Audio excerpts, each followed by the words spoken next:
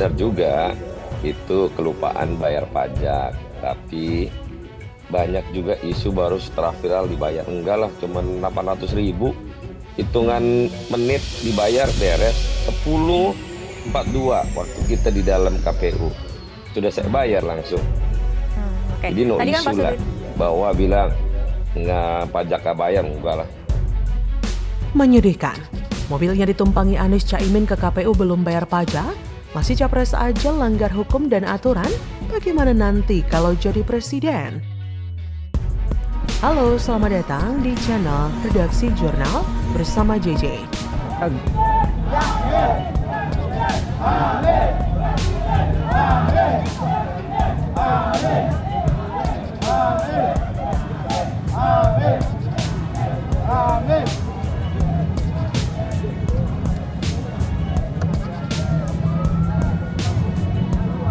Eh, Pak Anies mah sudah biasa kali ya tekanan-tekanan gitu. Zaman Formula E juga ditekan-tekan juga, sama aja. Tapi penekanan ini bahwa menunjukkan konsistensi seorang ketua umum Nasdem melakukan upaya terkait dengan apa yang dilakukan. Konsistensinya Pak Surya menunjukkan bahwa Pak Surya negarawan sejati yang konsis dengan apa yang dilakukan dari awal sampai akhir. Dia tetap pada tujuan yang sama, mendaftarkan Anies Baswedan dan Muhaimin Iskandar. Alhamdulillah. Kadang saya heran juga melihat problem solving skill ala Anies Baswedan ini. Subsidi itu kan di hilir, sementara permasalahan ada di hulu. Jadi masalahnya di hulu, kok solusinya malah di hilir. Tapi yang jelas, subsidi itu kan populis. Ya memang begitulah Anies. Sama seperti pidatonya di depan kader PKS, berbicara keadilan, mengakses air bersih. Keren ya. Pidato Anies ini semakin menegaskan bahwa Anies memang hebat berkata-kata, tapi nggak becus bekerja. Pasangan Baca Pres-Baca Wapres Anies Baswedan dan Muhaimin Iskandar konvoi menaiki mobil Land Rover saat pendaftaran ke kantor Komisi Pemilihan Umum. Mobil tersebut ternyata sempat belum bayar pajak. Terkait hal ini, Bendahara Umum Partai Nasdem Ahmad Sahroni mengakui memang sempat lupa membayarkan pajak mobil Land Rover tersebut. Hanya saja, Ahmad Sahroni langsung memerintahkan stafnya untuk membayarkan pajak kendaraan Land Rover berwarna putih tersebut di hari mobil itu digunakan. Sahroni mengatakan pihaknya bukan sengaja membayar karena terlanjur viral. Ia mengaku sudah membayarkannya pada pukul 10.42 WIB. Halah, masa? Sebelumnya, pasangan Anies Muhaimin berangkat ke kantor KPU dengan menumpang mobil Land Rover putih.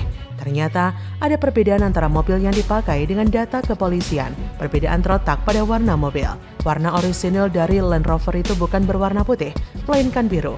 Diperkirakan, mobil tersebut telah mengalami restorasi karena terlihat sangat rawat.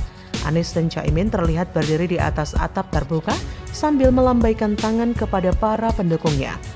Anies masih jadi cawapres saja sudah langgar aturan dan gak patuh sama hukum yang berlaku. Bagaimana nanti kalau jadi presiden? Coba kalau tidak viral, apakah pajak mobil tersebut akan dibayarkan? Saya rasa sih enggak. Sekelas cawapres tidak pernah memperhatikan dengan jeli sekelilingnya. Analisisnya begitu buruk. Inikah wajah calon pemimpin Indonesia masa depan yang dibilang Partai Nasdem sebagai pemimpin yang the best of the best? The best dari Hong Kong. Anies memang cenderung bertindak sesuka hati, meski melanggar aturan karena memang itulah yang Anies mampu. Capres yang kepalanya sekeras intan sehingga apapun yang ada di depannya ditabrak saja tanpa peduli apakah itu benar atau tidak. Pemimpin macam apa yang mau menabrak aturan dan hukum demi kepentingan politiknya? Secara tidak langsung, Anies juga mengajari mereka untuk melakukan sesuatu secara tidak benar. Tidak membayar pajak kendaraan bermotor, benar-benar pusing dan kasihan dengan negara jika dipimpin oleh orang semacam ini. Ini adalah berita untuk kesekian kalinya yang mengabarkan bagaimana seorang Anies terlihat jelas ketidakbecusannya. Berita ini semakin mempertegas jika Anies memang hanya pandai berretorika dan membual saja.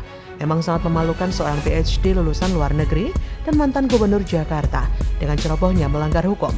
Land Rover sendiri merupakan merek yang sudah dikenal sebagai pembuat mobil tangguh dan model rakitan mereka banyak dijadikan sebagai kendaraan untuk melintasi berbagai medan jalan, termasuk menjelajah hutan Kalimantan pada era 1980-an.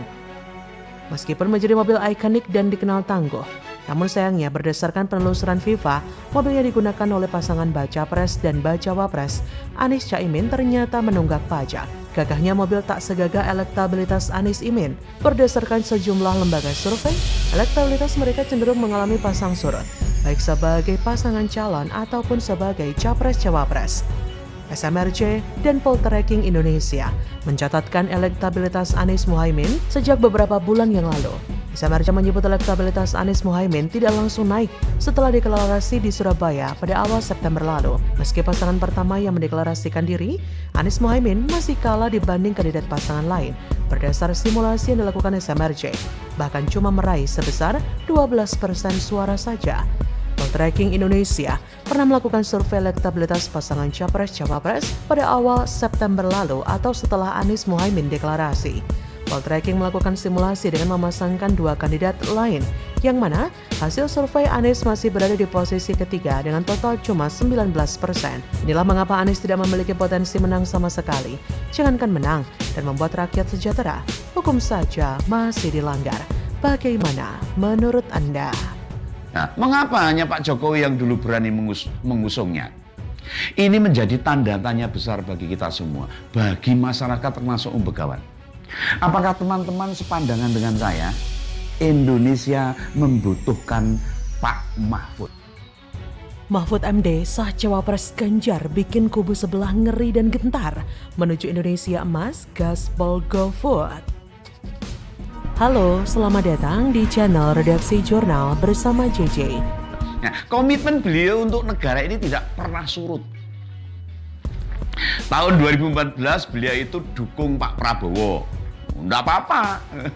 Tapi di tahun 2019 gantian mendukung Pak Jokowi. Nah, meski bakal sebagai calon wakil presiden, Pak Mahfud tahu apa yang membatalkannya itu tahu tuh, paham dia itu.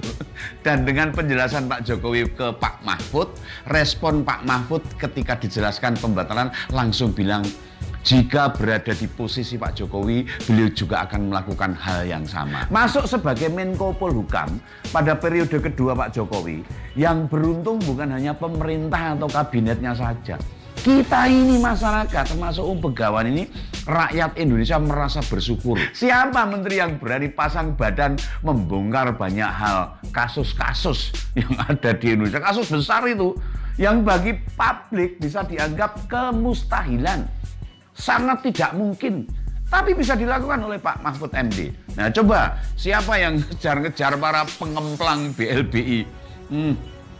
Uangnya banyak itu, dikejar-kejar sama Pak Mahfud untuk mengembalikan duit itu ke pemerintah. Presiden yang dipilih oleh Partai Demokrasi Indonesia Perjuangan yang akan mendampingi Bapak Ganjar Pranowo adalah Bapak Profesor Dr. Mahfud MD.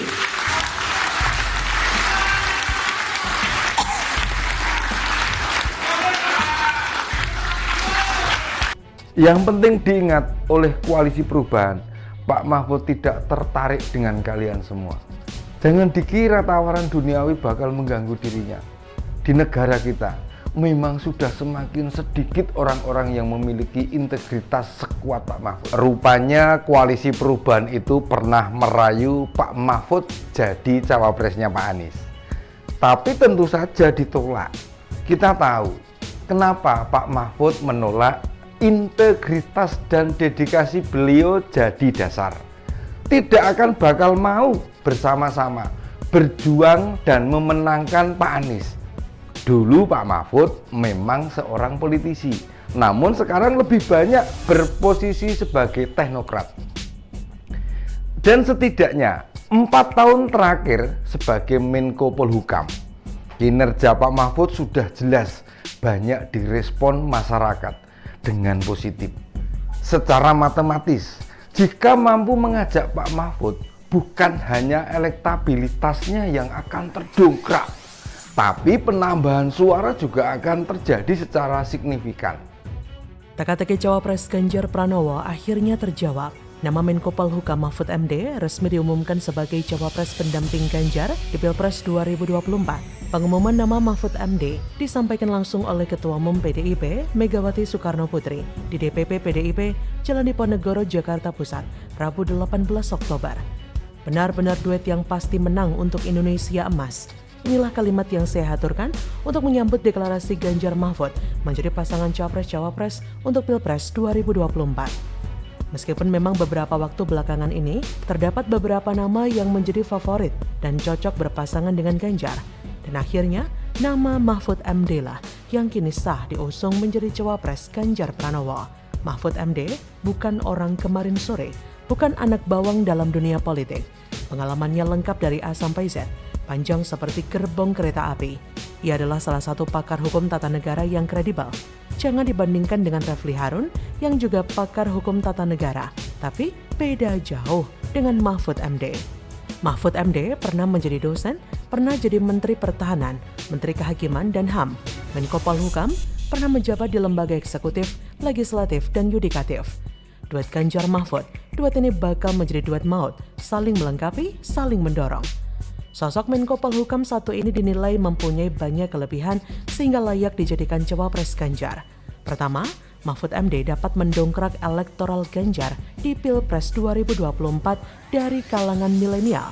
Saat ini, data pemilih milenial mencapai 61% dari total pemilih dan lebih dari 70% pemilih milenial melek digital dan memiliki akses untuk mencari track record orang yang akan mereka pilih.